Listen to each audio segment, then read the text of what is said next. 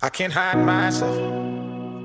I don't expect you to understand. I just hope I can explain what it's like to be a man. It's a lonely road, and they don't care about what you know. It's not about how you feel, but what you provide inside that home. What is going on, everybody? It is your boy Starking Gaming with another edition of Starking Gaming Presents. This week's story is Starking Gaming himself. I'm going to be doing something very unique, a solo podcast for your liking. So here we go. The first podcast of 2026 is going to be covering Starking Gaming himself. To a certain degree, I'm going to go over some of my life events, tell you a little bit about my life, and that way you guys can learn a little bit about me while listening to these podcasts. So, to better tell the story of the podcast, I'm going to be doing this probably in every single podcast. This journey started back when I first became a content creator back in 2020. It actually started with a guy named King Uno and myself, okay? And I'm going to tell the story because it's kind of a needed story. It started off, me and King Uno wanted to do a podcast covering fellow content creators. And we also wanted to talk about sports, in particular, wrestling and baseball and football. Me and King Uno are huge Madden lovers. We love baseball as well. And we were major WWE fans. Still are. So King Uno and I we were sitting there talking, and we were trying to figure out a way to make the podcast have, how do I say it without just saying it, have some kind of, expertise in a sense. So he said, well, what about Brady for Madden and football? Brady's a huge Madden content creator. At that time, he was known as Running Up the Skull, and he was solid. He was one of the better Madden players I've seen. I said, oh, absolutely. I would love to get Brady in here.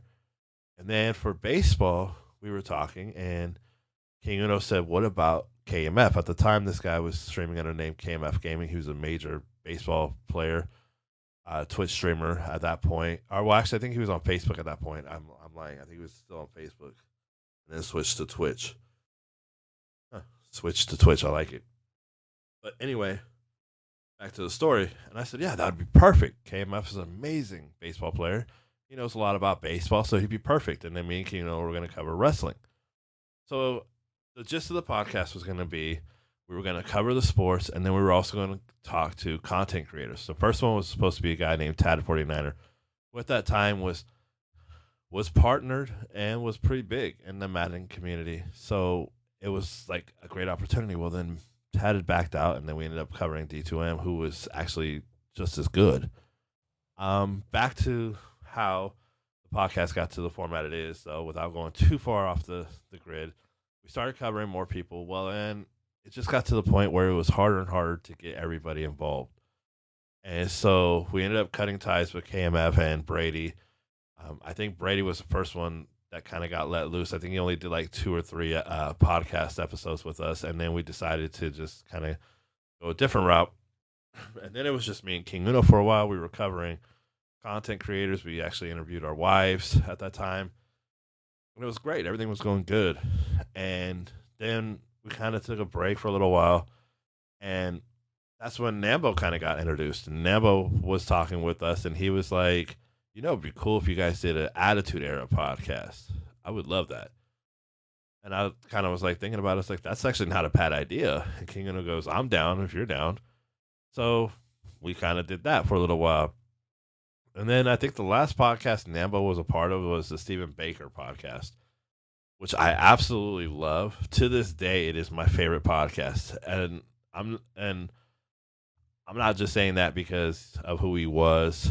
I just saying the research that I did, everything that we had to do to get to that podcast, and the interview process. Stephen Baker's a genuine, humble guy, very, very lovable guy, amazing personality, the smile that makes you smile back kind of personality, and everything about it was just amazing.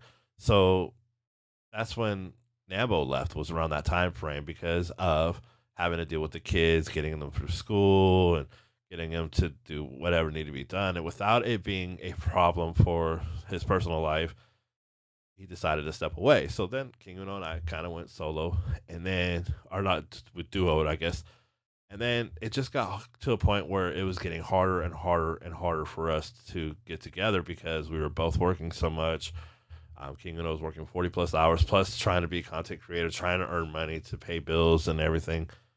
And I was kind of doing the same thing minus the content creator because Maddie had just been born. So it was really getting hard because I had an infant in the house. So I couldn't just go do a podcast. I had to make sure everything was ready, make sure Marshall was good. And again, nothing wrong with it. Obviously, we're family men first. And then, Maddie at that point was starting to get a little bit bigger, and it was getting easier, but it was also harder because I wanted to spend more time with her because she wanted to spend more time with me.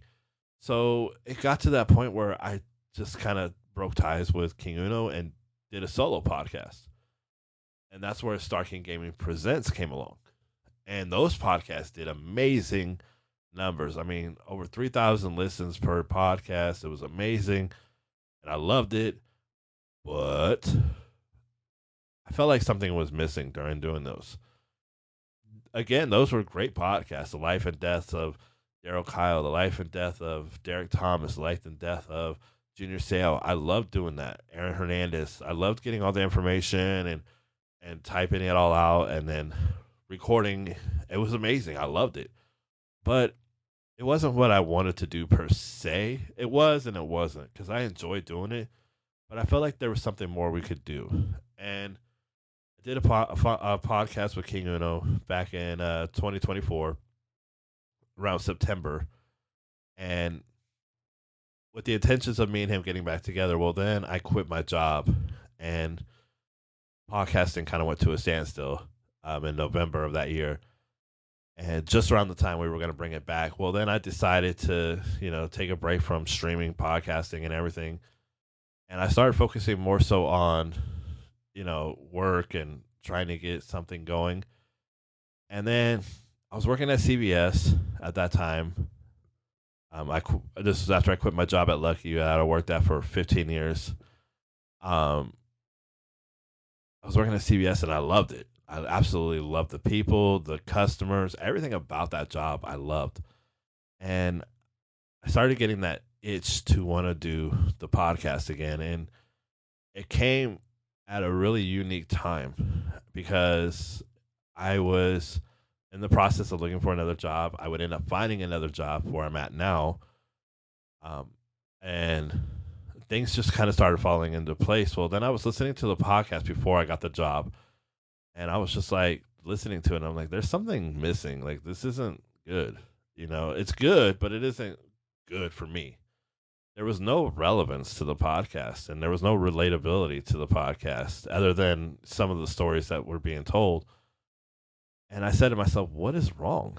And then I really listened to the podcast and I listened deep. And then the thing that caught my attention was King Uno said, and I quote, it's a sad day for a Texan fan when you have a lower rating in Madden than the Lions. And I was just like, wow, there was no relatability because now they're quite literally the opposites. They're both pretty solid teams. Granted, both teams kind of struggled this year, and it's going to happen, but they're doing a lot better. They both did a lot better this year. I can say that they didn't do as great as I thought they would. I was actually hoping both teams could be in the Super Bowl just so me and King Uno could talk shit to each other. But that's neither here or there. For the record, I still talk to King Uno quite literally on a regular basis. Actually, before I even hit record, I was just talking to King Uno via text messages. We don't talk like we used to, but that's just because we're both busy and I'm working a lot more, dealing with a lot more Maddie time, as Maddie loves her daddy time. So anyway, I started listening to the podcast, and like I said, I made that comment in about the relatability, and I said, there's something I could do here. And then I started thinking, like, I want to bring the podcast back. But what do I want to bring back per se? Like, what do I really want to bring back? And I started thinking about, like, what about men's mental health? A study showed a few years back, I want to say it was in 2022, that there was over 74% of the suicide rate was male. 2023, it was 73%. In 2024, it was at 68.4% or 7%, one of the two. I had the research covered. I don't have it on me in hand. But anyway, and I said to myself, like, we could possibly do a lot. So I got a piece of paper out and I started writing down names of people who I would like to interview to cover mental health. And the first person on that list was a guy named Ruben. For those who didn't listen to the podcast, Ruben dealt with infant loss, miscarriage, and then having a son now. And then now they're having a second child, ironically. Well, technically it'd be their third, fourth because of the miscarriage. And then they lost one. So now they're having technically their fourth child as we speak. She is pregnant. I think the baby's due here in June. But anyway, he was the first person I want to interview because of the miscarriage and the loss of an infant. His son died at 35 days. And I wanted him to tell his story. I thought it would be an excellent idea. In fact, I didn't want to do the podcast unless he did it. He agreed. I started talking to other people. I got Alex Miller on here. Alex Miller dealt with losing a stillborn, in a sense. Baby was full term. He also dealt with a suicide attempt that was stopped. So he had an amazing story to tell. Black Ice X, another one, had an amazing story to tell, dealing with depression from a failed marriage, and other things. Section 8 Gaming kind of dealt with a lot of loss. His mother passing away, very close to his mother. He also dealt with living in poverty. That's why Section 8 is such a beast. Duke dealt with living in a pretty bad neighborhood and overcoming everything. So these guys all had different stories to tell and different walks of life, and that's why I got all these guys on here. And then I started thinking to myself, like, I'm missing something. Like, we're only covering men's mental health. And while I was doing the interview with Black Ice X, I kind of made a comment about possibly getting his wife in there after we were done recording. And I said it would be nice to have, like, both of you guys. I'd like to hear her story. And then I started thinking about it. I was like, I'm missing something here. Like, why are we just doing only men's mental health? Why can't we cover women's mental health? And it came to me, why can't we get her in here? And the reason why we switched it all up was because originally the plan was it was going to be men's mental health, and then now it's just mental health in general. Mental health awareness is a huge part of my life. This journey started back in high school for me. I lost one of my best friends, James Piniak, who was being bullied. He took a shotgun to his own head, killed himself. God bless him. He was such an amazing person. I wish he was here. I wish he could have got to meet my daughter, my wife, my kids in general, Robert as well. But obviously it won't happen. That all being said, the reason why I've switched is because I want it to be both relatable and relevant. How can this be relatable and relevant? Somebody could listen to the Ruben podcast 10 years from now. Let's say the guy just lost his son or daughter, whatever it may be. Or maybe it's a woman lost her son or daughter. 35 days. Maybe theirs was only 40. Still too young to be going. And they listen to the podcast and they hear it and they go, wow, you know what? I need to go get help. I need to go out there, find some resources. And that makes the podcast both relevant and relatable, because it's relatable 10 years from now, and that makes it the relevant part of it. So it's relevant because they heard it 10 years later and it's still relatable. So that's why I wanted it to be relevant and relatable, or relatable and relevant, however you want to look at it. So, like I said, I started thinking, I was like, why can't we just cover all mental health? And then that's why Shadow Lady Gaming is going to be on here, or was on here. There's going to be a part 2 with her. I keep saying Shadow Lady is Brown Sugar Foodie, but she's Shadow Lady at heart. Star Queen is going to be the next podcast. I got Stony Loki lined up as well. I got D Miles, for those who don't know, Pig City. He's one of my best friends, truly one of my best friends. I'm going to be covering him in the month of February. I'm going to actually be getting him in a podcast here pretty soon. There's a few people that I really would like to set up and get to know their story. Elite Player is still out there. D2M is still out there. King Uno is going to be back on one. Uh, can't wait to hear his life story because I actually don't really know much about their lives, their childhood. Well, with the exception of Starkwing, that's different though.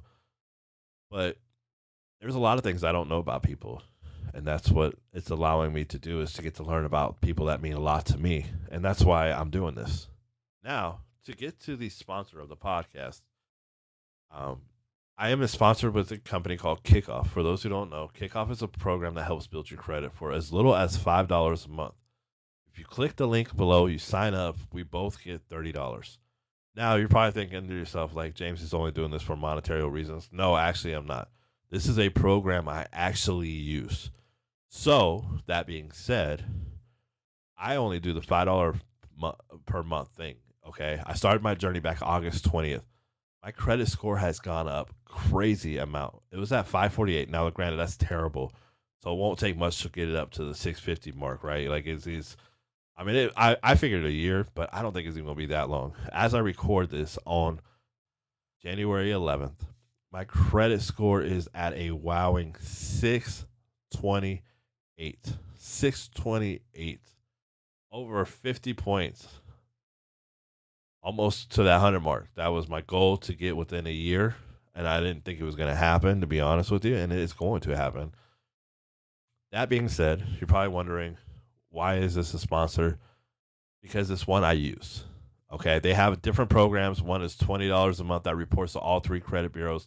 The $5 a month only reports to Equifax. However, reporting to the Equifax will also help the other credit bureaus to catch up. It just takes a little bit longer, but it reports that you're paying off a loan in a sense, and for $5 a month. The $20 plan does the same thing. The $35 plan does a lot more than just reports. You can actually, file what do you call it, disputes, I think they're called, against other credits, and possibly win. There's a good chance of winning some of those disputes, so that gets taken off your credit report. I started this journey because I wanted to build my credit. Credit is actually more important than you realize. Some places require you to have a credit score of 650 or higher in order to work for them. I didn't know that. That's probably why I wasn't getting a lot of jobs at banks, because my credit score was not high enough. I didn't know that was a requirement. I had no clue. Now, the reason why I am building my credit is because eventually I would like to buy my own house, like a bigger house, to where we have more room to roam, and I actually have a podcast dedicated room. That is what my journey is going to be about in 2027. That's my goal, is to have a new house or a new livable area or area in general for me to have a podcast room, basically. Now, I said it and I'm going to say it again. You guys definitely do not have to do the whole sponsorship. I'm not asking you guys to, because I don't want you guys to. For me, it would mean a lot to me, but if you don't, I get it. Now, back to following podcasts that are coming up. This podcast this week is going to be my podcast, the Star King Gaming Story. To a certain degree, I'm not going to cover my whole life. I'm going to leave a lot of meat on the bone, so there could be a part 2, part 3, part 4, part 69, okay? There's going to be multiple parts, and this will also allow me to tell a little bit about myself, and that way you guys can learn more about me. The questions that I normally would ask are still going to be asked, in a sense, minus like who is Star King Gaming to you. Like, that's a little weird, because then it's almost like I'm talking about myself, and I don't like to do that. Anyway, we will be covering a lot of different things. So, without any further ado, let's get into the podcast.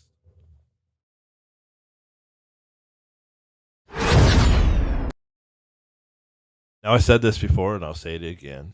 This is going to be my podcast.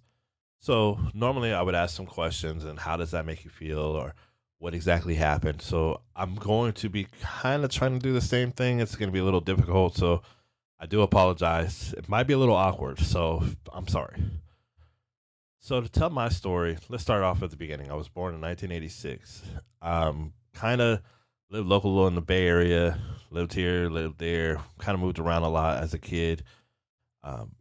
Lived in Fairfield, Vacaville, primarily a lot of that time frame. I would say my childhood was pretty good. Didn't know my biological father, but my stepdad stepped in at that point, not the one that I'm with now. My brother's Larry's real father, his name is Robert or Bob. I genuinely thought till I was 8 years old that he was my biological father. I didn't know. I honestly thought this whole time growing up he was my father. He didn't treat me like anything else. He didn't treat me like a second kid. He treated me as if I was his number one son. Like, and I'm being honest. Like, he treated me almost better than he treated Larry. If not, he did. I was really close to him, and it broke my heart when I found this out to the point that I kind of lost trust. And that's kind of where my journey kind of started. I blocked out a lot of things from my childhood. I do remember I loved Teenage Mutant Ninja Turtles. I remember going to my aunt's house, and this is how I got hooked on the gaming. I went to my aunt Debbie's house one year for summer. Every summer I would go to my aunt's house, and my aunt was such a great aunt. She would buy me and my brother all the school supplies that we would need. She buys backpacks. She buys notebooks, pens, pencils, markers, Sharpies, whatever you might need for school. Like everything that was on the list, she would buy. She did this every year. I remember this very well. And I'll tell you, I was forever grateful for that. I wish I could tell her now. I hope, she's up in heaven hearing this because I don't think she realized how much it meant to us that she did that. Because, I wouldn't say we were poor. We just were not well off. And yeah, my mom was struggling at times, and having family was always a huge thing. And I'll tell a story about my aunt that I was going to tell. I remember one year we went up there, and my aunt had a NES with all the games that you could think of: Super Mario Brothers, 1 and 3, Tetris, Monopoly. We played Wheel of Fortune. We'd play the most iconic game that she had to me and my brother was a game called Monsters in My Pocket. One of the most underrated games of all time. If you've never played an NES game called that, freaking go download an emulator, get the ROM, and play it. It is so much fun. You will love it. You'll thank me later. If you've never played it, play it. Please, please, please. It is an amazing game. She also had another game that I also view as underrated. It's called High Speed. It's a pinball game. That game's a lot of fun. But there was one game in particular that me and her would play called Bubble Bobble. Oh man, my uncle would go to bed early because he would tend to all the animals. They had kind of like farm animals in a sense. They didn't have like cows or anything, but they had other animals that they'd had to tend to. So he was always up early before the crack of dawn, literally. So my uncle would go to bed, 6, 7 o'clock. So he went to bed, and my aunt and I decided we were going to start playing this game, Bubble Bobble. We were going to try to beat it. And I don't remember if we did. I don't think we did, honestly. But we were playing that game until he woke up at 4 o'clock in the morning. He went to bed at 7. He was pissed because we were still up.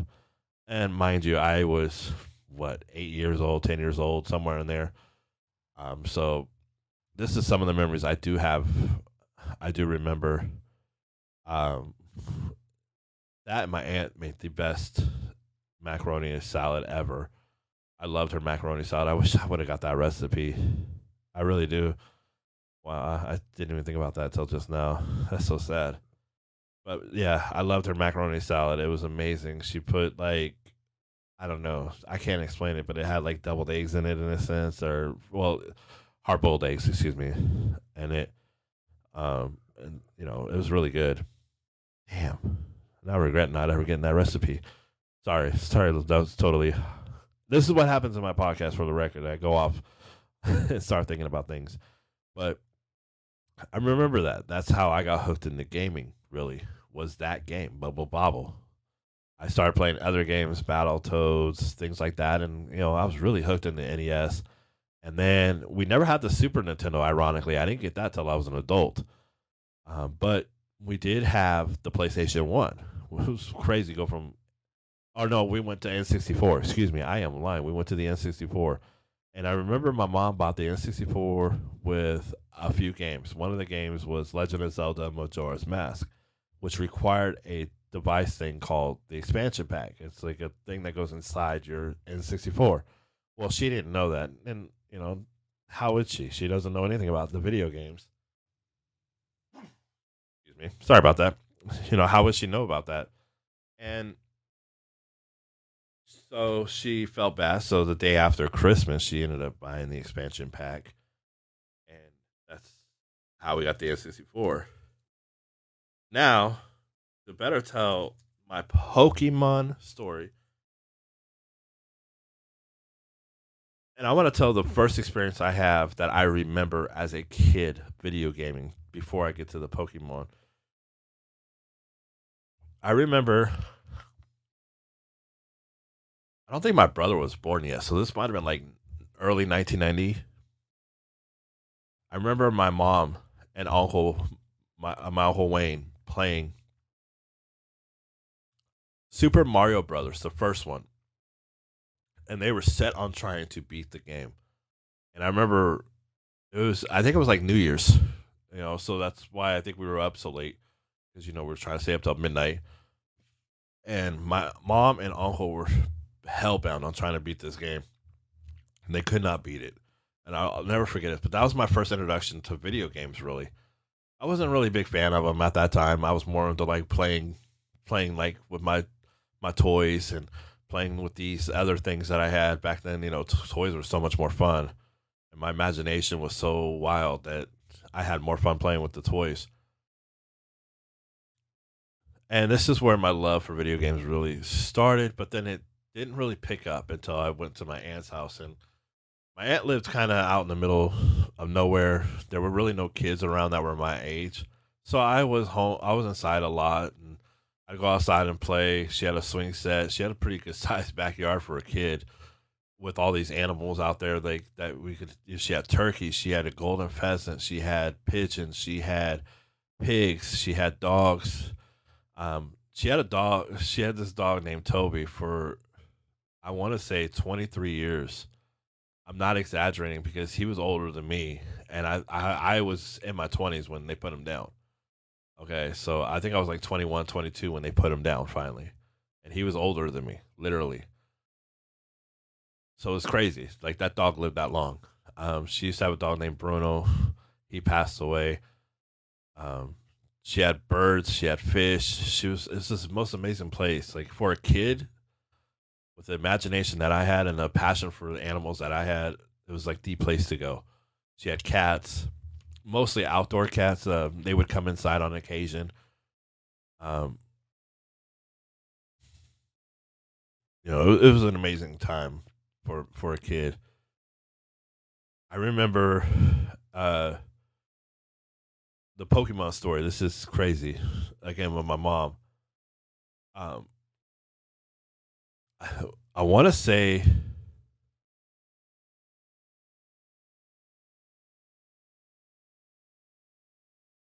originally I got Pokemon Red and Larry got Pokemon Blue, but my favorite color is blue. Larry's favorite color was red, so we switched.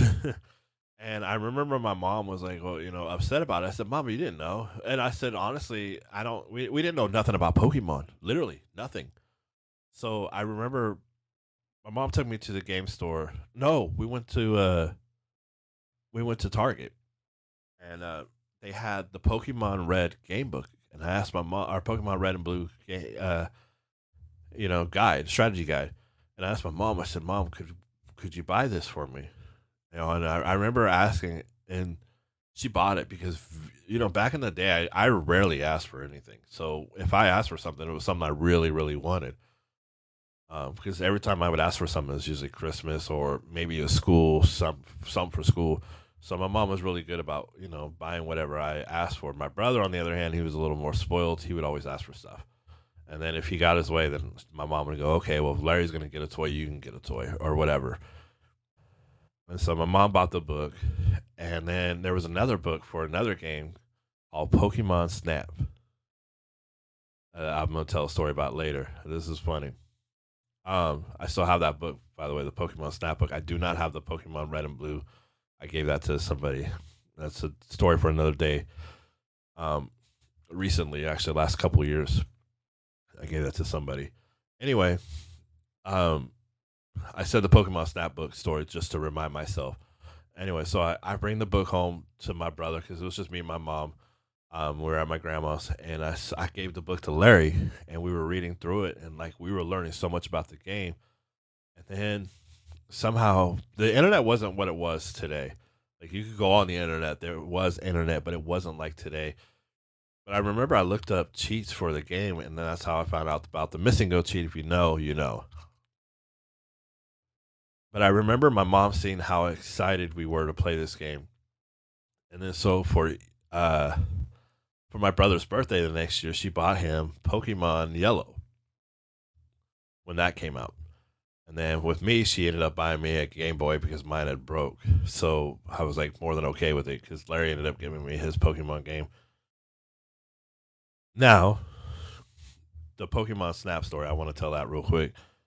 Pokemon Snap came out for the N64, and we got it for, I got it for Christmas. And I remember I was like, what in the hell is Pokemon Snap? And then I remember I didn't play it yet. I got it for Christmas or whatever. I think it was actually, I got it for my birthday. And then that day I got a gift card for Walmart or Target, one of the two. And back then they weren't like what they are today where they have groceries. They were literally known for like having these kinds of things. The electronics were a lot better. Actually Target had like fish, and so did Walmart. They actually had livestock kind of stuff that you could get. They were more known for other things, clothes and so forth. So I remember my uncle gave me a gift card for either Walmart or Target. So we went that the next day, and I saw the Pokemon Snap book. So I bought the Pokemon Snap book with my gift card, and my mom sees me with the book, and then she had one in her hand. So she ended up getting a refund for the one that she bought, and then gave me the money, and so I ended up getting another game. Um, oh, and actually, no, that's when I got my glove, my baseball glove. Okay, yeah, I remember now. We went to Big Five, and my mom goes, "Well, you need a baseball glove, so why don't we buy one?" And I was like, "Okay." And so with the money that I got back, we ended up going to Big Five, and I got a glove. Um, I don't think it covered the whole thing. I think my mom paid for half of it, if I'm not mistaken. But yeah, that's how that happened. And then gold and silver we also got for Christmas. I remember that. So that's how my mom actually contributed to my love for Pokemon. So for those who don't know, how I got started on Pokemon was actually kind of the funny story though, because when my mom bought the game, me and my brother both kind of looked at each other like, "What the fuck is this?" None of us had any idea. Like we didn't know, and because I'd never heard of it. Like I said, this was before the internet is what it is today. Like you didn't have YouTube, you didn't have Facebook, you didn't have none of this stuff.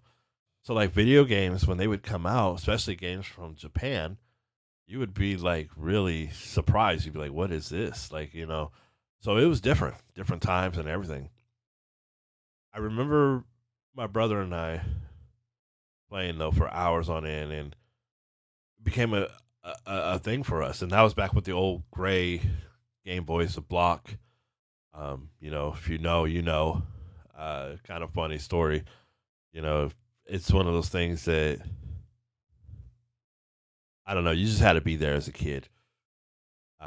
You couldn't play at night. You had to have batteries, and the Game Boy took 4 batteries. And then they came out with the Game Boy Pocket, which only took 2 batteries, and then the Game Boy Color, which only took 2 batteries. I remember the Game Boy Pocket we had for a little while, and then the Game Boy Color came out like not too long after we got the Game Boy Pocket. And then so we had to get Game Boy Color because certain games were in color, and that's where Legend of Zelda, Oracle's Time and Seasons or whatever it's called, came out, and me and my brother had those. That was a lot of fun. I remember me and him playing those for hours. But our love for gaming actually came from, my aunt and my grandma too was a part of that because she was huge on Dr. Mario and Tetris too. Ironically, weird how that all worked. And Pong, of course. My grandma actually did love the Atari. We used to have an Atari for the longest time. I wish I would have known whatever happened to it. Could have broke. I really don't recall. But we played a lot of video games, and my grandpa would play video games too. Actually, he liked the NES. He would play. He played baseball with me on a rare occasion, and I remember these things. This is my grandpa, like now. let's talk about my grandpa. My grandpa was he was my best friend. Um, I remember as a kid, he was just so much fun to be around. He would always joke. It was a lot of fun. He was always joking with me. I remember towards the end of his life, we were still joking and having fun, and we talk about the dog Daisy that my grandma had, and we always say that she was number one, and then then grandma was number two, and then we always joke who's number three. Always there's always a joke between me and my grandpa, and I loved it. And he deep in our hearts we knew we were tied for third. um, he got real sick. It was the hardest thing. The day he passed away, I sat in the chair by his bed till about 4 o'clock in the morning. Then went to my parents' house. Um, I'm, I might have been living here actually, so might have went home. I don't remember. And I remember when I got home, my dad was there, and I started crying because I knew he was gone. Sure enough, I go lay down for about an hour. My parents are waking me up, and I'm like having a hard time moving because I literally just got an hour of sleep. And yeah, I know I was living with them because I was working at Lucky at the time. And my dad and myself went to work to get donuts. At the time, I was working at Lucky. There's a grocery store out here in Vacaville, California. Um, and I remember going in there and telling my manager that my grandpa passed away, and he told me to take the week off. They'll figure something out to get me paid. And I said, "Thank you, sir." Um, I had missed a few days anyway. The only time I missed work actually was that time frame. And I remember I need to tell a story because it kind of falls into this. Not too long after my grandpa passed away, I'll get back to my grandpa in a minute, but not too long after my grandpa passed away, there was a lady at work. Her and I got into an argument. I don't remember exactly what happened, but I was dealing with the death of my grandpa and I wasn't mentally there. So I just had this attitude. And me and her got into it on the front end. And I'll never forget it because the next day, it's like, oh, that night, she and the person in charge at that time was a girl named Siobhan, and I went upstairs. We kind of hashed it out, and then went back to work, and it was kind of over. Well, the next day that we worked, I think it was like a few days later. To be fair, I apologized to her. I said, "Hey, I want to talk to you," and she goes, "I need to talk to you too." And then so we went upstairs. We talked for a minute. I told her, I explained to her that my grandpa just passed away, and that I don't know what's wrong. I'm just not happy right now in my life, and for whatever reason, it that argument made us hate each other for like a minute, but then made me love her so much, just like a mother. Um, Up until the day I left, I used to jokingly like throw out like these corny pickup lines. Like I remember one day I asked her, I said, do you like raisins?" And then she goes, "Yeah, they're okay." And I was like, "Well, how about a date?" Joking, obviously corniest pickup lines. And I would look them up on the internet, just because just to make her laugh, because her laugh and she'd always turn red, and it was just, and I loved it. It was like, it was a challenge, to make her turn red and laugh. It's just some of the corniest things, and I had to tell that quick story. I do apologize. Her name's Sandra, and I still love her. She's one of the most amazing people I have ever met in my life. Simply, crazy to think that it kind of started off kind of rocky with me and her because the whole argument. And I got to tell another story about her. I'm sorry. I'm totally going on a different tangent, but this is kind of funny. There was one day she was working the self checkout, and there was this kid, and I say kid. I don't know how old he was. I really don't. I don't recall. And uh, he was kind of being rude, and I kind of like, I hate to say it, because I joke about it all the time, but Sandra was in the right. This kid was like, "Hey, hey, trying to get her attention. And she turned around and she goes, you mean excuse me? She didn't say it really bad, but I always add to the story. I always say, man, she had like flames coming out of her eyes. And she said, you mean excuse me? I always add a little emphasis in it. And then there was no emphasis in it. Uh, the kid was being really rude. If anything, the kid was being loud. And she turned around and she goes, you mean excuse me? And I always jokingly tell the story, and I always add something to it. It was like, the kid was walking barefoot in the snow, kind of thing. How our grandparents sometimes would add a little flavor to the story.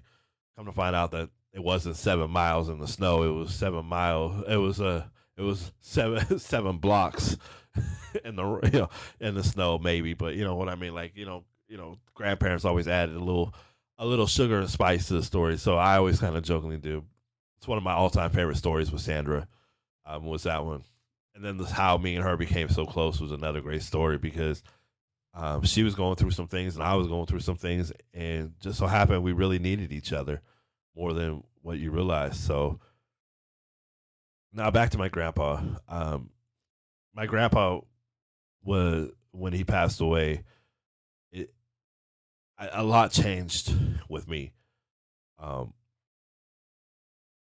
I lost a big part of my life. My grandpa and I, we were really close. How close were we? Was when I lost my virginity, he was the first person I told. Like that's how close me and him were. And I don't tell the story often, but I have told it. But my grandpa and I had this unique bond. And what's funny is he had all these nicknames for all these grandkids, but he never had one for me. But yet, in a way, I can honestly say I was blessed to be one of his favorites, and I think I was his favorite. And that's saying he didn't have favorites for the record. He didn't show any favoritism towards me, but I think I was one of his favorites. I really to this day think I was his favorite grandkid.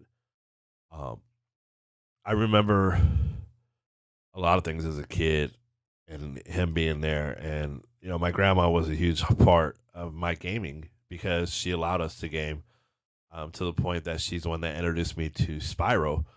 I'll never forget this. They had it at Toys R Us on clearance. It was Spyro 2, Ripto's Rage, and Spyro 3, Year of the Dragon, I think was what it was called. It was the first three Spyro games. I had never even heard of Spyro, by the way, for the record. And again, internet wasn't what it was like it is today. Back then, though, I was more into sports video games. Like I played like the triple play baseball, the NBA Live. That was before 2K, by the way. That was before 2K became out. And then NFL Game Day too. I like that. And of course, Madden came out. Our Madden was out too because Madden came out when I was a kid. We actually one of the first Nintendo games our football games I remember was Madden. Actually, John Elway quarterback was or whatever it was called for the Nintendo. They had a quarterback club I think for the N64. That was pretty cool. I think it was N64. But my major love for video games was actually with wrestling games. One of my all time favorite wrestling games is WCW and WO Revenge for the N64. If you haven't played it, oh my god, you suck at life. No, I'm joking, but go seriously play it. It's a great game.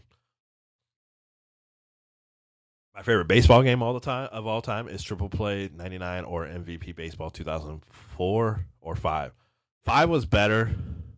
Before had Ricky Henderson in it, so I'm a little partial to 2004. Ricky Henderson, for the record, is my all time favorite baseball player. My favorite Madden, our football game. I'm gonna say Madden was it '08 that Vince Young was on the cover. That one was one of my favorites. And then Madden or NFL Game Day '98, the one with Jerome Bettis on the cover. That was my first football game that I remember playing religiously. Um, and then the next favorite football game after that was actually I think ESPN 2K5 is actually up there for me. Basketball game, it is ESPN 2K5, the one with Ben Wallace on the cover, and then NBA Live 2003 is tied. They're literally 1-1 for me. I love both of those games. The 2003 is the one with Jason Kidd on the cover. I was super hooked onto that game. I don't even know why. I have no idea. It was one of my favorite games. I can't tell you why. There was a game that also came out for the Game Boy for It was called Kobe Bryant 3-on-3. I love that game too. That was a lot of fun. That was pretty cool.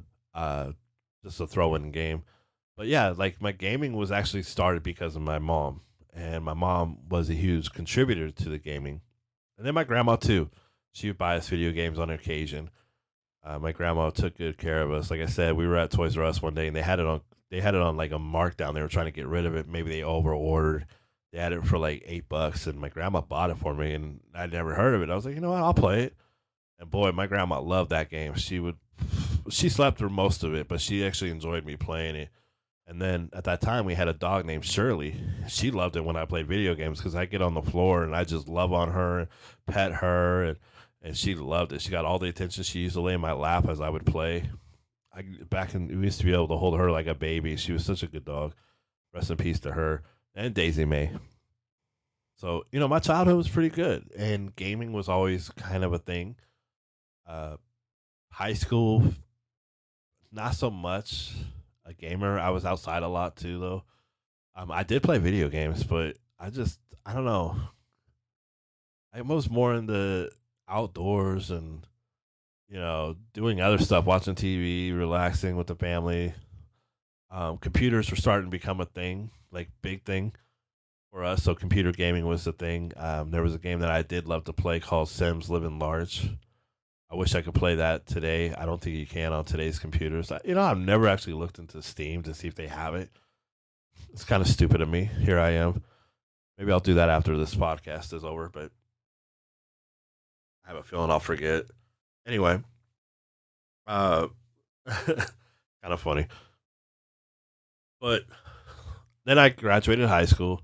I started working at a warehouse. Went to college. Didn't do nothing with it. Whatever. I didn't go that long. Um, I'm not going to talk too much about relationships because I have a feeling we're going to be talking about a lot of my relationships when I do the podcast with Marsha. But when I came back out to Vacaville, which is where I live now, that's when I started to meet certain people that are pretty big parts of my life, including Sandra, who I mentioned earlier. A guy named Mike Brown, who to this day is literally one of my best friends, if not my best friend. And then to the people that I met recently, including Norbert, who, if you know anything about me right now in this moment, I consider Norbert to be my best friend right now, simply because he's a great listener. He's very smart, and he's somebody I am forever blessed to have in my life. And I'm not just saying that, I genuinely mean that. I don't know if he's going to listen to this podcast. I don't know if he listens to the podcast, but I know he's listened to the first one because of the story about my stepdad not being my real father. I remember him asking me, man, what was that like for you, man? Dude, that's crazy. And Norbert loves my stories. I tell stories all the time to him, like things that happen and events. And, I could tell some of the stories here, but they don't really tie in yet. But how I got back into gaming, because I didn't really game that much up until, I don't know, what was it, 2000, I don't know, about 11. I wasn't really gaming that much. I had a PS2. PS3 was big. Xbox was big. Or 360 was big. I didn't know. And then my brother Larry bought a PS4 and gave me his PS3 and introduced me to a game called Fallout New Vegas and Fallout 3. And boy, that was the first time I actually grinded a video game. I literally played one video game for like 20 some hours in a row. And I'll never forget it. That was New Vegas. I played that game until I couldn't play anymore. Like I literally was falling asleep.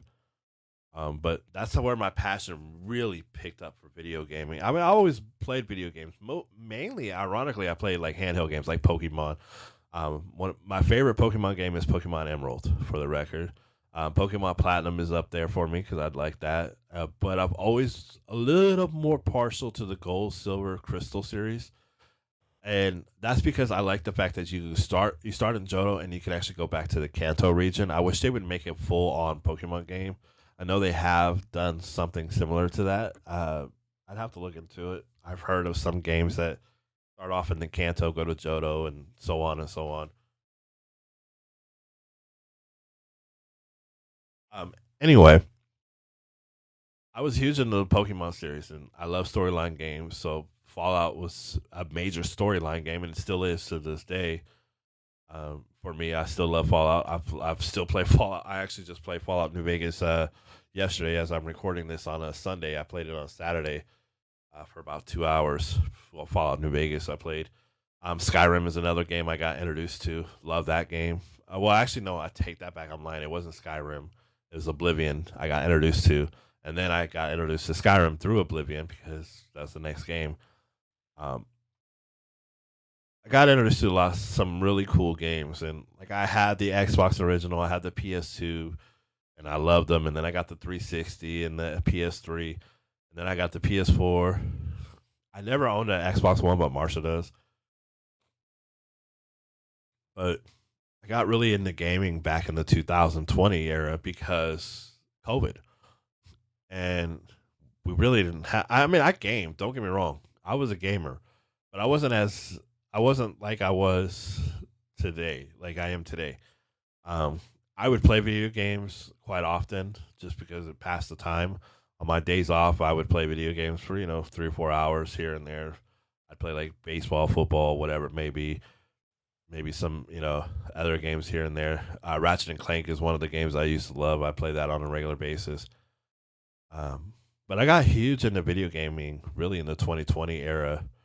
And like I said, I've always had every single system. Like I had the 3DSs, the Xbox original. I had the Wii, the Wii U. I had all of them. I there was not really a system that came out that I didn't own. For the most part, to this day that we have the Switch. I have the Switch 2. We have an Xbox. What is it? X, I think, or Series S, whatever the non CD one. The one that's digital only.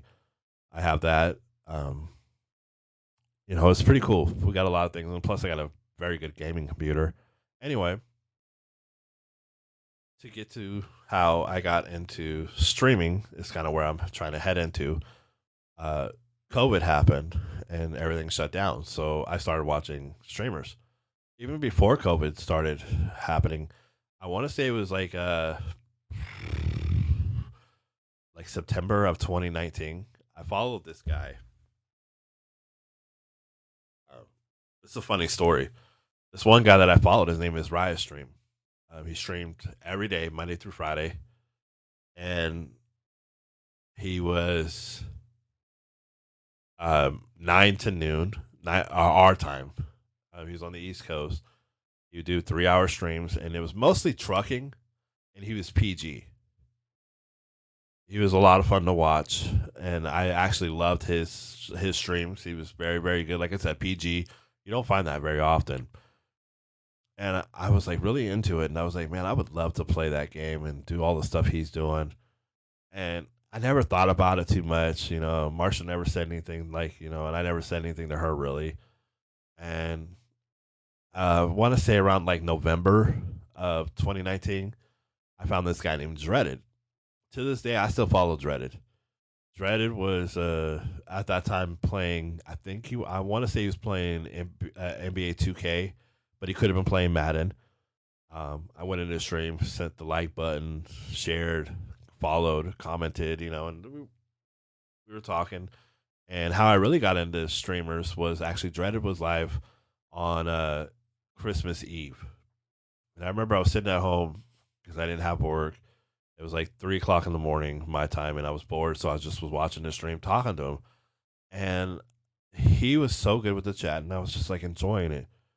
Well, a couple weeks go by, or a couple days go by, not even weeks, a couple days, I'm sorry, go by, and there was this guy named Bacon.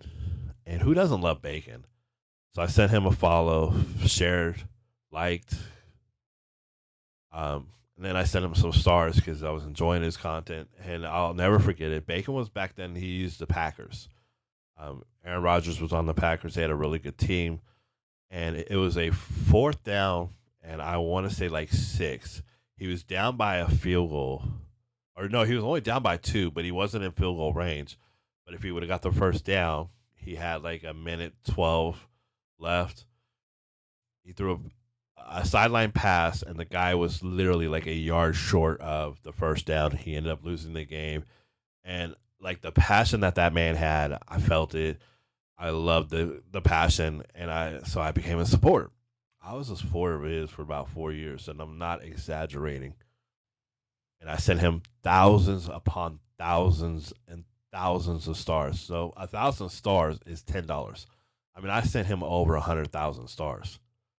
Think about that. $10,000 at least I sent to that man during the duration of his streaming career. Not all at once. Um, I mean, I literally sent him thousands of dollars, you know. But I love that man. His passion for gaming, passion for what he was doing. I wanted to support his dream, and I felt like I kind of did in a way. Never once did he ask me for money. Never once did he beg for stars. He never once did any of that stuff. But he appreciated them, and so I loved doing it. And I'll never forget it. You know, and I was sending him stars one day. I was in his stream, and I sent a few stars here, a few stars there. Actually, let's go back. Let's go back before I get to the story. How I became super close to Bacon was actually around January of 2020. We found out that we were actually January 8th. We found out we had a miscarriage. Bacon was live when we found out. Riot stream, no, Riot stream was live when we found out. I went in the Riot stream and sent him 100 stars, saying that found out we had a miscarriage. I said I'm gonna be MIA for a little while, brother, but just know I love your content. I'll come back soon. He saw my content. He goes, James, I saw your content. I saw your comment. I won't say nothing. But prayers to you, brother. Love what you're doing for me. Thank you. That same day, Bacon, we got home. So after we were at the doctor's, we went to my work. We told my manager. I get home. I told my wife. I said I'm gonna go lay down. Because that night I was supposed to be off, and I asked Pam, "Is there any way I could work?" We had inventory coming up, so she was like, "You know what? Yeah, go ahead. There's something you and Andy can do. It'll help you clear your mind. I'm more than okay with it because at that time I wasn't working 40 hours. I think I only had 24 hours that week anyway, and so she gave me an extra 8 hours, just out of the kindness of her heart, which was amazing. I'm forever grateful for that. So we get home, and Bacon went live, and I sent him a message after, like not too long after he went live, and then I liked and shared his post, and then commented. I said, "Hey Bacon, I love you, brother. I just sent you a message. I'm gonna just go for a little bit. Don't take it the wrong way. I just need some time away. So he read my message and it said, "Hey, just to let you know, we had a miscarriage." And then he stopped his stream. He quit the game that he was in, went to the main Madden screen, and then said a prayer. And then that's when I really, truly started to feel like this man is somebody I need in my life. And to this day, I'm still friends with him on Facebook. I don't talk to him that much, and it kind of sucks, but he does still have a very special spot in my heart. And if it wasn't for Bacon, there wouldn't be a Star King, because this is the Star King gaming story. I was just about to tell a little bit ago. One day I was in his stream and I was sending him thousands upon thousands of stars. And there was a guy in there that was like getting hyped up with me. His name's David Wilson.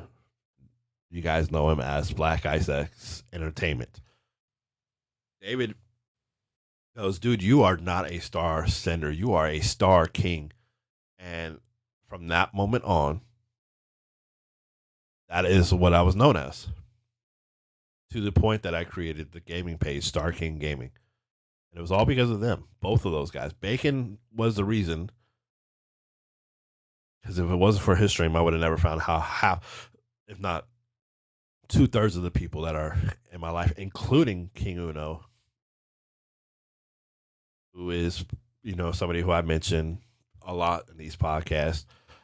He's somebody that, for the record, for those who don't know, without me paying King Uno a dime to do it, King Uno called me himself to set up my gaming page, my Streamlabs.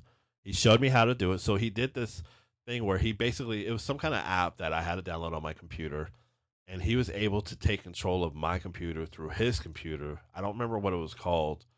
I really don't. I'm drawing a blank on it. And he was able to show me how to do everything without, you know, me doing a single thing. He was just showing me. And so he was able to set up my alerts. He was able to set up my everything. And the reason why he did that was it's kind of funny. I went live for the first time from my computer, and at that point, I think I only had one monitor. I had my gaming monitor, and then that's when Tad had told me, "Dude, you need to get a second monitor, bro, because you'll be surprised that you know." And that's what I actually I think was the one that bought me the monitor. I could be wrong about that. I feel like he did buy me the monitor that I have, or maybe he helped me buy it. Like he might not have bought it. He might have sent me a link to the one that I got because I know for some reason he sent me some. I don't remember. I don't remember that for sure. I think I might have bought it, but I think it was his advice that made me buy it because he sent me the link to the Samsung monitor that I still have to this day. Same thing with my Asus. Anyway, that's neither here nor there. A little bit off subject there, but I remember King Uno came to my stream and I was playing a game and he sent the like and he just said ew, and I said ew. And he goes, dude, those alerts, that alien creator thing that comes up is so ugly, dude. Ew. I was like, what are you talking about? Like your alert box and everything, dude. I hate that. It's so boring. And I was like, well, I don't know how to change any of that. And then he goes, well, when you get done with your stream, you call me. And I said, okay. And again, mind you, I didn't pay King Uno a single dime. Now, to be fair, I did send him, I sent a lot of stars to King Uno because I loved his content. For the record, my wife's favorite streamer, Star Queen, it is King Uno. And she'll tell you that it was King Uno back then. She would tell you that he was literally her favorite, and she enjoyed his Madden, his Call of Duty, his Fortnite. She didn't care what he was playing. She enjoyed them all. And I think it's because his personality was infectious. It still is to this day. I think he's literally one of the greater content creators out there. I don't know how he hasn't blown up. I really don't. Anyway, that's neither here or there. But King Uno, after that stream, I called him, and he goes, "All right, so this is what I need you to do. I need you to download this app. It's called this. So, okay, for your on your computer. Just go to this website. Trust me, it looks a little fishy, but it'll work. It's actually not. It's not gonna do anything to your computer."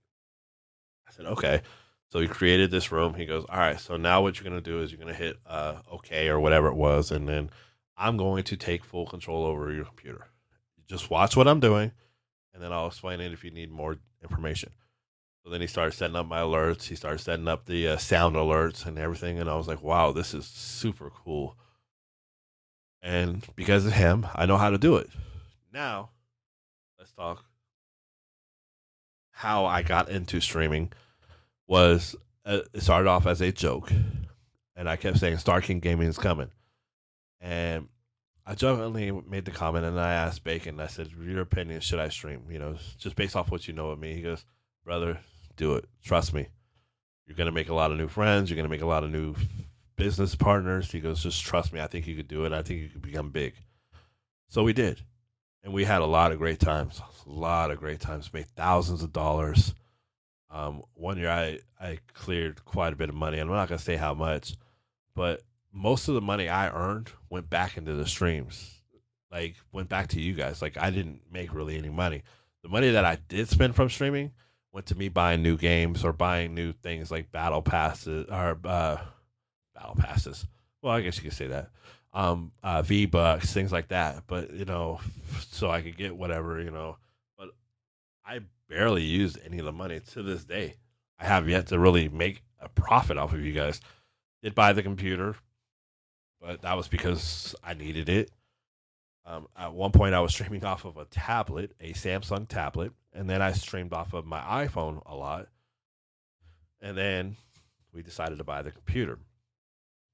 How I got the steering wheel was kind of a funny situation because my grandma got some money in her bank account from the what was it? I don't remember. Did she get that money that we would get for the whole COVID thing? it might have been from that because she had. So my grandma was on a fixed income and she was only allowed to have so much money in her bank. So I remember my mom said we need to spend this money because otherwise they're going to cancel whatever her disability or whatever it was that she was on. And I said, well, I want to get the Logitech steering wheel. That's like $350. My mom goes, you got cash or could you get cash? I said, yeah, I could go get cash right now. And I'm not sure if my grandma got that money, that $2,000, that stimulus check that everybody got. I'm not sure if that's what it was, but I think it was actually. So my mom goes, yeah, go buy it. Seriously, go buy it. And at that time, Maddie needed clothes. And so my mom, we bought all the clothes, we bought all this stuff, and we gave my mom the cash. Well, the clothes my mom didn't charge us for, but the controller or the steering wheel my mom did. Anyway, I remember that very well. And then American Truck Simulator, I downloaded it, bought it, and downloaded it, and then that was fun.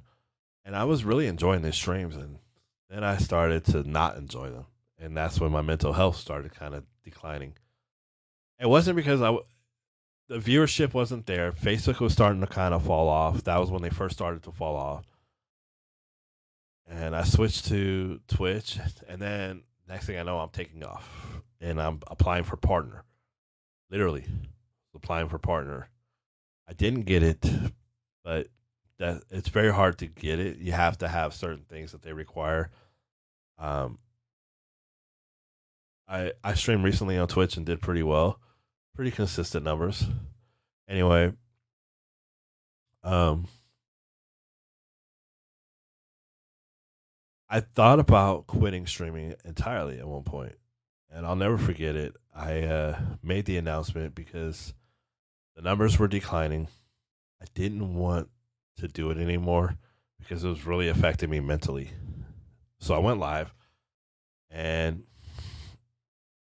with the announcement that I was going to quit streaming. I said there's going to be one more final stream, but I was done. I remember I was playing one of the Pokemon games, and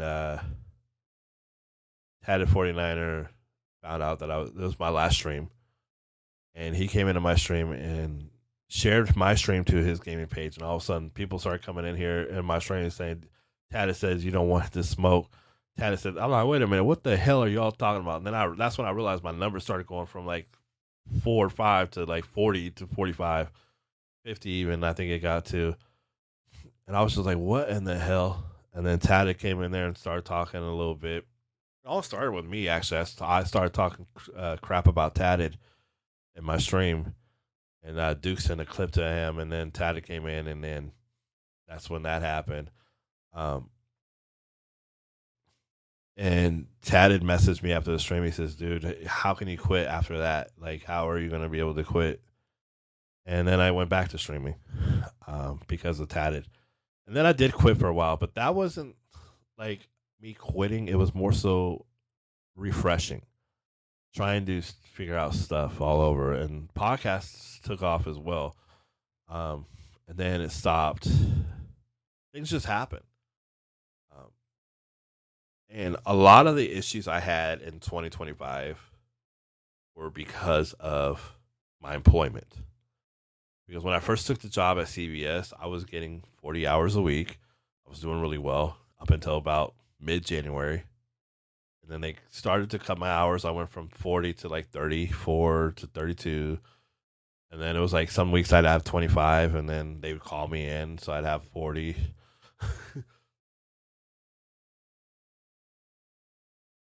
And Trisha was always trying to give me more hours. Well, then she got stepped down, and she was not our manager anymore. And the person that was trying to leave a big impression. And so she was doing everything that they wanted. They said, oh, you're only allowed these many hours. So she cut everybody's hours. So I was getting 18 to 20 hours a week, and I'm not exaggerating. And then they were wondering why things weren't getting done. Well, when you cut everybody's hours, the less amount of hours, the less amount of work you're going to get. Sorry, hate to tell you, but that's how the world works. I was working like 4 or 5 hour shifts a week, and that was it. And, it kind of sucked because I was like, why even why am I even here? So I started looking for another job, found it, and then I feel like this job really brought my confidence back. So that's why I started doing the podcast, because I started doing the podcast while I was working at Rayleigh's, which is what I work for. If you don't know what Rayleigh's is, maybe you heard of Nob Hill. They're a very high end grocery store, very high end. Think of Walmart, but classy. Okay. Like, think of your everyday grocery store, but very classy. We're like a high end, glorified 7-Eleven, basically, with better products, better quality. By the way, if you shop at Rayleigh's, please do, because we love your business. Anyway, cheap plug. I started to get my confidence back, and I realized why I wasn't feeling the confidence that I had was because I wasn't making money. I was broke. I wasn't doing good. And I thought about going back into streaming because I thought, well, maybe I can make some extra money. Well, Facebook was just not doing it. My Twitch numbers went down. Um, and a lot of things started to happen. And then that's when I realized I need to get back into doing certain things. Like podcasting came back. And then now here we are partnered. Crazy to think we're about to be partnered here. I don't know officially when I signed the when it actually activates. I don't think it activated yet. Anyway, that is neither here or there. But to better tell the story of what I wanted to tell, that is how the streaming kind of all happened. It wasn't. It was spur of the moment kind of for me because like I remember even telling Marcia like, "What do you think?" Like she goes, "Well, won't hurt to try." It definitely didn't. It definitely helped, and now look where we're at. Very successful podcast. And again, that is all because of you guys. That's not me. There would be no Star King Gaming without David saying, "You're not a Star Sender. You're a Star King." There would be no Star King sending without Bacon going live.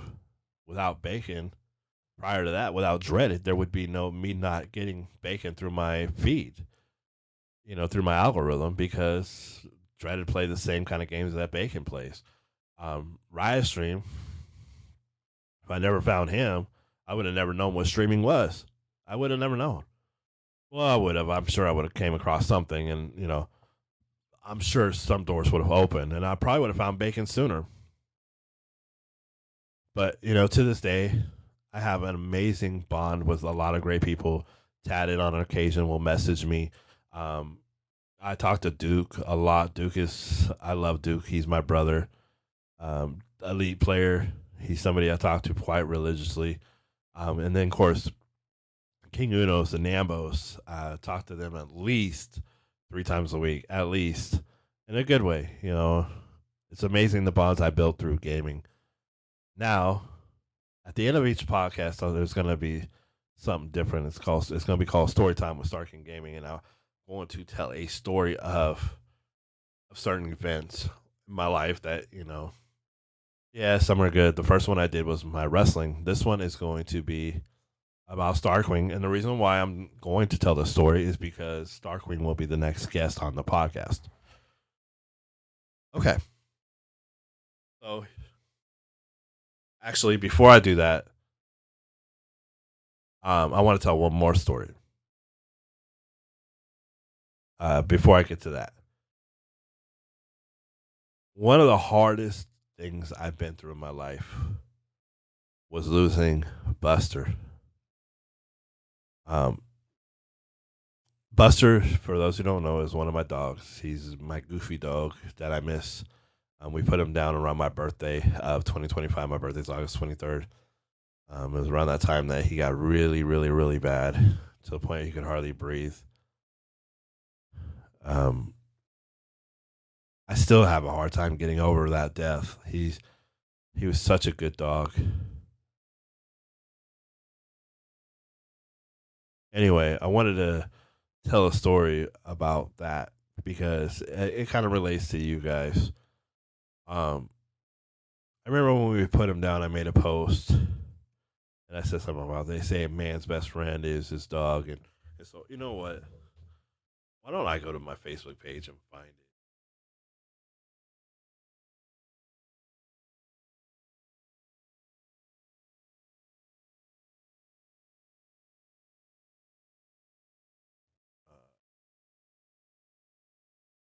let me go to my Facebook page because I think it would be much better if I told the story the right way. Uh, my gaming page, and I remember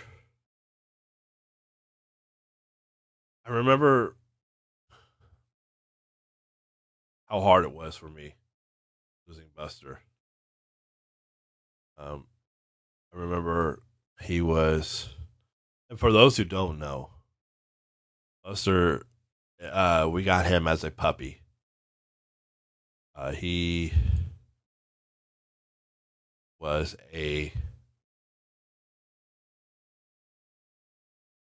uh,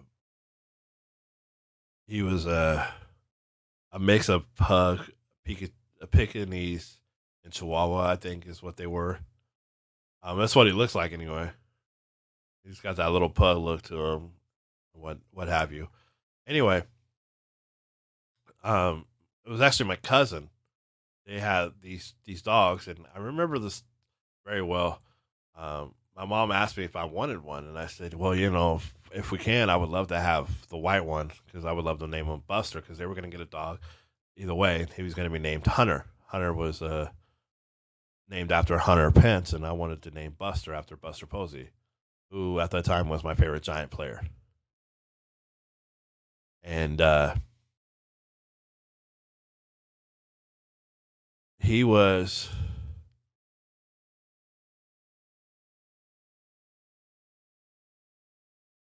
he was an amazing dog. So here's what I posted on Facebook with a picture of him, me holding him. It says, "My baby boy." Want to try to say this without crying, so I do apologize in advance. Let me get my composure. Here we go. They say a dog is a man's best friend. Buster was more than my best friend. He was my brother in my eyes. Buster was the most amazing dog I ever met. His goofy personality and his love for food never failed to make me smile. He was a great dog, and I'm forever grateful he was in my life. Buster, I love you, buddy, and I'm going to miss you so much. Again, it was one of the hardest days of my life, and to this day, I still haven't got over the death of Buster. I don't know how or when or if I'm ever going to get over it because I don't think I will. Um, anyway, I have a feeling that I won't. Um, for a long time. I miss him to this day, and I just wanted to tell a quick story about Buster. Uh, when I first started dating Marsha, Hunter was on the fence about Marsha. Buster, not so much. Buster was kind of like a go with the flow kind of dog. Hunter, he's a little different. He doesn't like a lot of people. I'm definitely his favorite person, probably in this house. Is close with my mom. But Buster was he loved his sissy. He loved her so much to the point that like he rarely licks. Like when he would lick, like kisses, he would rarely give me a kiss, and I'm one of his favorite people. But with Marsha, he'd always give her kisses. Always, never failed. I'm kind of jealous of that. But yeah, I wanted to tell that story about Buster before I got too far. I've been really missing him, and I wanted to get a story in with him. Sorry about that. Totally different tangent, but that's what happens in these podcasts. And again, I know I left a lot of meat on the bone. I didn't really tell too many stories. I told more about my gaming, and that's kind of what I wanted to do. So I apologize if it wasn't what you guys like. I know it was kind of a different thing, but I hope you enjoyed it. Now let's get to the end of the podcast where I'm going to do story time. And this week's story is going to cover Marsha because the next podcast will be covering Star Queen. So I wanted to tell the story of how me and her kind of got to talking. Um, it actually kind of starts when I was dating a girl named Tammy at Lucky. I wouldn't say we were dating. Me and her hung out. We never technically were boyfriend and girlfriend, but we were doing boyfriend and girlfriend stuff. But Tammy would sometimes come in and pick up Marsha to take her home. And Tammy came in, and this is when me and Marsha first talked, like really first actually had a conversation. It was because we were just talking. And I remember like looking at her and going, "Damn, she has a really nice ass." Like, throwing that out there. So around 4th of July, I went. I was walking up the stairs and I said, "Hey, how you doing?" She's like, "Okay." And at the time, me and her weren't friends. In fact, I was blocked on her Facebook. And I tell the story. I always tell that part. And she didn't want to really be friends with me because of some of the stories she had heard. And I remember looking at her and I could tell she was down. And I said, "Hey, are you okay?" And she goes, "Yeah, not really, but I will be." I was like, "Oh, okay. You want to talk about it?" And she goes, "No, not really with you. No." And I was like, "Oh, okay." And I said, "Well, good news is I probably won't be here much longer." She goes, "Why would that be good news?" I said, "Well, I'm going to be at another store, possibly to be their night crew manager." At that time, the other store across town needed a night crew manager, and it was something I was going to possibly be doing. And she goes, "Oh, well, that's good for you, I guess." And I was like, "Yeah."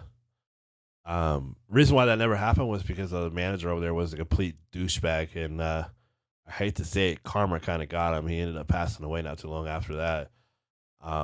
He told me that the night crew manager position was not a guaranteed 40-hour position. And when he said that, I was like, then why do I want to do this? Like, if I'm only going to be working 24 hours, like, it's not worth it for me. So, anyway, I ended up not taking it for that reason. And even though my manager wanted me to take it, I thought she wanted me to take it just to get me out of the store, but that's not what it was. So, this was 4th of July. Well, technically the 3rd. And then Marsha added me on the 4th. No, this was the 4th of July. She added me on the 5th of July. And we started talking here and there. She'd comment on my post or a picture or something, or I'd comment on something of hers. And then we started messaging each other. And then I kind of was flirting with her a little bit, trying to vibe off of her. And I'll never forget, she messaged, we were talking and she goes, we could be friends with benefits, but that's it, we can never be in a relationship. And I remember saying to myself, challenge accepted. She's gonna be more than my friend with benefits. But we were talking, and I was flirting, and then I kept asking her out. She kept saying, "I don't think so," no. And then finally, she gave in, and then the rest is history. We started dating August 26th of 2017, and here we are 9 years later almost, and still going strong. Married for a few years, and this year will be 3 years. Crazy to believe. Of course, we have Maddie, who will be 5 here in April. But the greatest thing that ever happened in my life is meeting Marsha, because I would have never had Maddie. Granted, I love Robert. Robert's a great kid, but Maddie really changed my life for the better. Crazy to think. But that was this week's podcast. So to end the podcast, normally the last two questions would be, what does Star King Gaming mean to you? And instead of asking that question, I'm going to say, what does a Star King Kingdom mean to me? And what you guys mean to me, the Star Kingdom to me is a safe haven. What you guys mean to me, or you guys, even if you're not kings and queens in your own eyes, you are mine. There's no, we don't have no poor people in my, you're not pheasants. You might be a jester, but that's the lowest you're going to be in my kingdom. You are all kings, queens, princesses, princes, and jesters in my eyes. Okay, you guys are absolutely amazing. Thank you so much for blessing me with your presence. I love you guys. I couldn't do any of this without you. So what do you guys mean to me? You guys mean everything to me. Just as much as meeting Marsha, you guys are also a big part of my life. Thank you. Now, as I end every podcast, I always ask the question. I got this from Chris Van Vliet. For those who don't know, he's a podcaster who does amazing podcasts, and he started talking about how gratitude is a huge part of his life. He wakes up every day, says 3 things out loud that he's grateful for, and then ends every day saying 3 things he's grateful for. I do the same thing. Before I even message Marsha, I wake up and I'll say 3 things that I'm grateful for, and then I'll end every day saying 3 things that I'm grateful for while I, lay in bed. So what am I grateful for? First thing I'm grateful for is obviously my family, Marsha, my daughter, my mom, my dad, brother, um, brothers, sisters, anybody that are, even if you're not blood related, you are my family. King Uno, Nambos, so on. I can name 100,000 people right now, but I'm grateful for family. I'm grateful for the family that God has given me and the family that God has allowed me to take. And um, I'm a much better person because of them, and I'm forever grateful for them. The second thing I'm grateful for as I sit here is I'm grateful for all of you, all you guys who are listening to the podcast, all you guys who have pushed me, helped me, opened doors for me. Thank you so much. I really am grateful that you guys are in my life. The last thing I'm grateful for is, I'm going to say it this way, the paths that God has given me. I've taken a lot of paths in my life, and some of these paths, not good, but have led to some very good stories, maybe some dark paths, but they've allowed me to become the man that I am. So I'm thankful for the fact that God has allowed me to take this journey that I am on. Those are three things that I'm grateful for right now as I sit here. And again, they do change. When I go to bed, it might be something different. So as we sit here, what are three things you guys are grateful for? Tell me, maybe message me, maybe comment. What are three things that you are grateful for? And I'll tell you what, if you comment what you are grateful for in the podcast, either on YouTube or send me a message, that's my personal page or my gaming page, just tell me three things that you are grateful for as you sit here right now in this moment. I will put you in the giveaway. So please, please, please, please, pretty, please. Tell me what you're grateful for. Alrighty, guys. Remember, the next podcast will be featuring Star Queen, so y'all are going to want to listen to that. Thank you guys so much. I love you guys.